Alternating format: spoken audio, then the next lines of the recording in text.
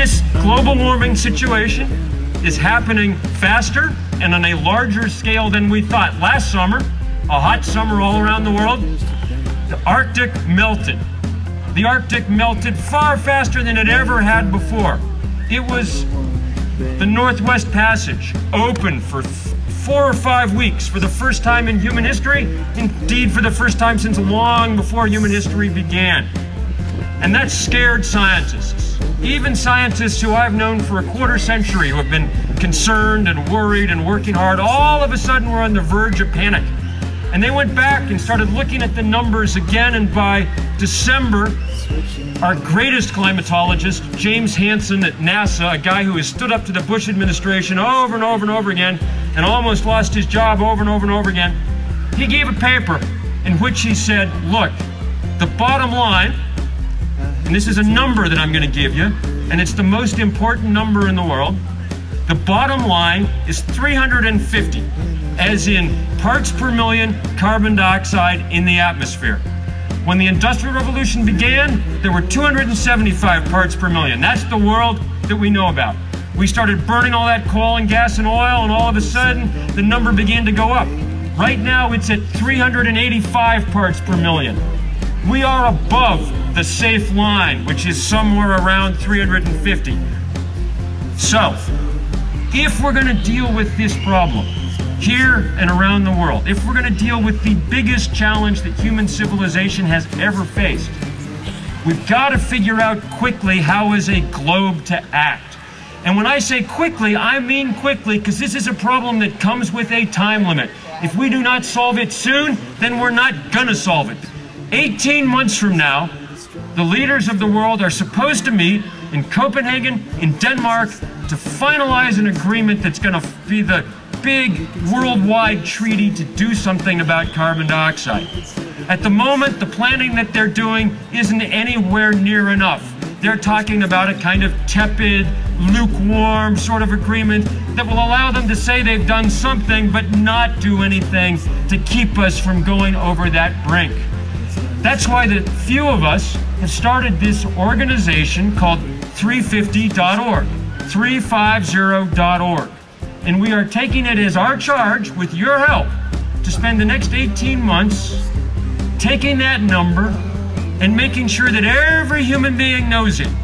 Making sure that if people know nothing else about climate change, they know that that represents some kind of safety.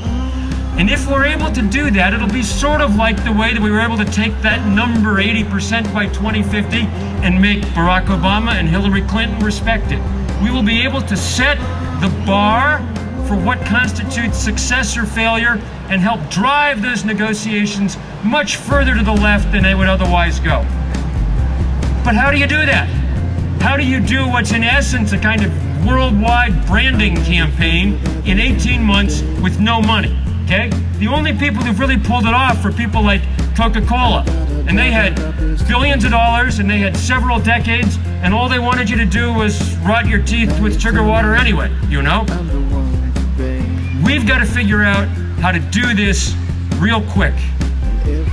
And what we need, and this sounds so strange in a sense, what we need are not what seem at first glance practical actions like changing your light bulbs. You can't make, though it's important to do that, you can't make the math add up fast enough, okay?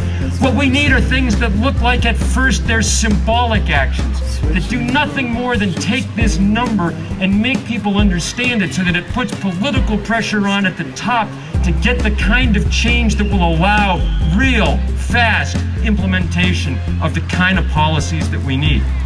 When I say symbolic action, what do I mean? Salt Lake City, Utah, not known as a kind of great bastion of progressive liberalism, but what do you know? 350 people showed up on bicycles and they rode laps around the State House all afternoon in Utah. And that was on the front page of every paper and in every TV station and every radio station. And it got lots of publicity, not only for their demand for more bike paths, but also helped to start educating people about this number. I was with a group of pastors last week, some of them evangelical pastors. Lots and lots of them pledged that what they're going to do in the next few months is ring the bells of their church 350 times some Saturday afternoon. Now that doesn't sound like it's going to accomplish much, except that there is not a TV station or a radio station in the country that can resist going and taking a picture of that and putting a story in the paper. And this is beginning to happen all around the world. I opened my email to yesterday, and there was a photo that a man had sent in with the camera and his mobile phone from his village in Cameroon of his neighbors planting 350 trees around the edge of the village with a little sign. On and on and on. We need the same kind of creativity brought to bear in every community. We need you to go do things here and take pictures of them and make noise about them so that they're in the Globe and on BZ and every place else. And then we need you to connect it up through this website with people all around the world. One of the ways that we build community is through political action too. Through building those communities of resistance that allow us to change the world in the short time that we have. Please go to 350.org. Please go to your neighbors and let them know what's going on and figure out with your creative hearts and minds how to make this real. Thank you all so much.